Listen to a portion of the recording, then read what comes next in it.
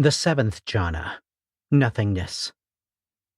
If the meditator wishes to attain the next formless realm, the seventh jhana, known as nothingness, they can simply cultivate the jhana of boundless consciousness and divest themselves of any form of fixation on or fascination with the vastness and luminosity of that state, that is, allow disenchantment, J6.J3, to naturally and organically arise in relation to boundless consciousness.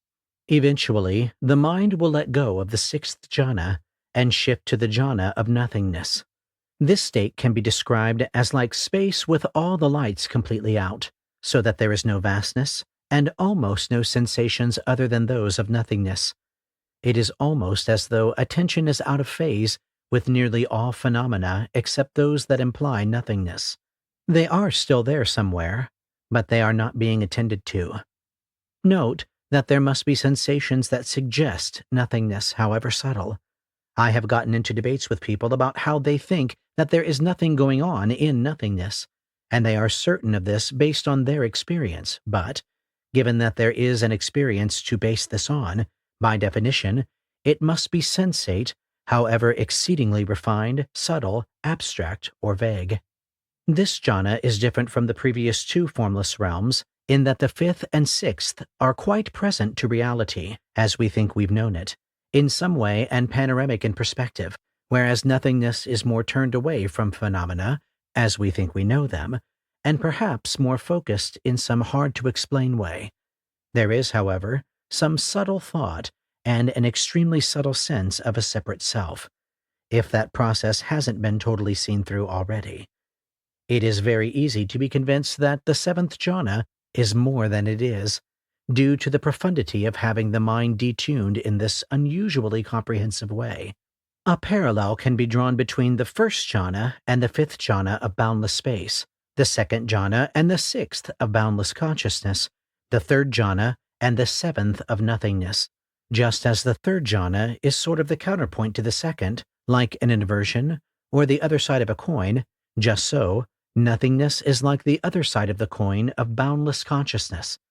In boundless consciousness, there is pervasive wide-open formless presence. In nothingness, it is like the exact opposite. This pattern of mirroring, but adding some additional twist, is one to pay attention to, as it is a theme that will recur often. And remember this section when I mention fractals later.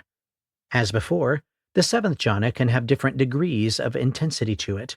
Even when we are not strongly in it, there is a sense of being out of phase with reality, like being dissociated. Reality is there, but you have tuned it out on your radio. Note well, this is very different from just being checked out in the colloquial sense, though there may be similar aspects, but this takes being checked out to a level of skillful refinement far beyond the ordinary. While in theory equanimity prevails, well-developed nothingness initially can be a bit scary for the same reasons that being in a dark room can be scary, at least until we get used to it. This can cause some instability in this state for those who are used to the width and presence of the first two formless realms. Now, consciousness and space are basically gone. However, there is still awareness of this state, indicating that there can be awareness that is neither the consciousness nor the space highlighted in the first two formless realms. Basically, if there is any quality, including nothingness, then that quality is the same as the awareness of itself. You could say that the qualities of experience, however they are, and specifically including those sensations that make up or imply nothingness, are intrinsically present, manifest, and aware right where they are, as they are, without any separate thing that knows. Each demonstrates the three characteristics, though if we are cultivating this as a shamatha jhana, then that aspect should be ignored if possible. Note well, I poist no stable, abiding, independently existing ground of awareness or any such thing by saying all of this, a point made for those who wish to attempt to locate some ultimacy either phenomenologically or ontologically in nothingness.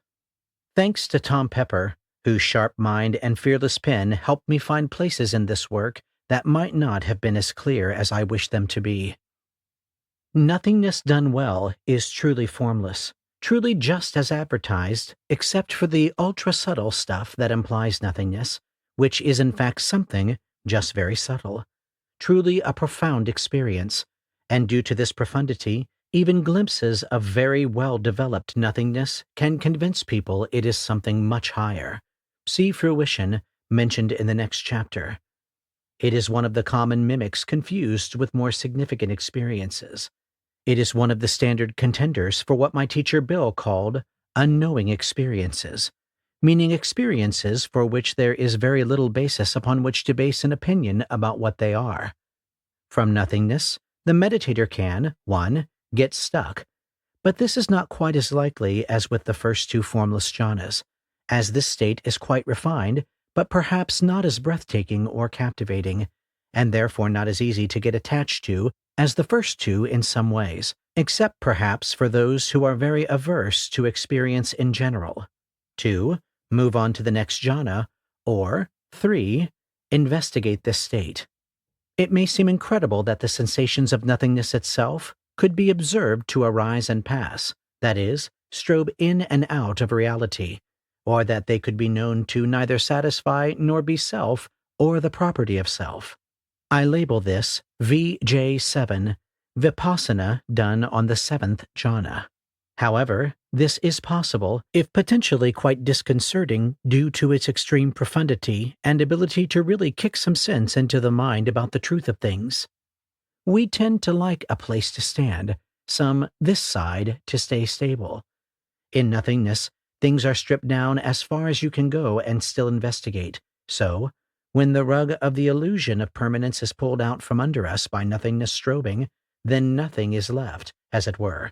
It also helps debunk the false idea that this jhana is some ultimate and stable something, some objectively existing void, some peace that passeth all understanding, some awareness, some infinite potential, or whatever. The three illusions of stability, satisfactoriness, and self can begin to be penetrated in the highest state, in which these can be accomplished by paying close attention to every instant that nothingness or equanimity are perceived, with precise attention to the exact arising and passing of each, that these transient moments do not satisfy, and that neither can a self be ascribed to them, since this is a particularly subtle business. The meditator can also leave the jhana and begin insight practice in the significant afterglow of this state, as before. Strobing sensations of nothingness are more likely to arise during the progress of insight in the stage called high equanimity for those with very strong concentration skills. If you are more of a jhana practitioner and wish to try this, consider making a resolution to perceive the impermanent nature of the sensations of nothingness before you get into that jhana, and practice seeing the impermanent nature of the jhanas before it to train the mind to become used to investigating jhanas.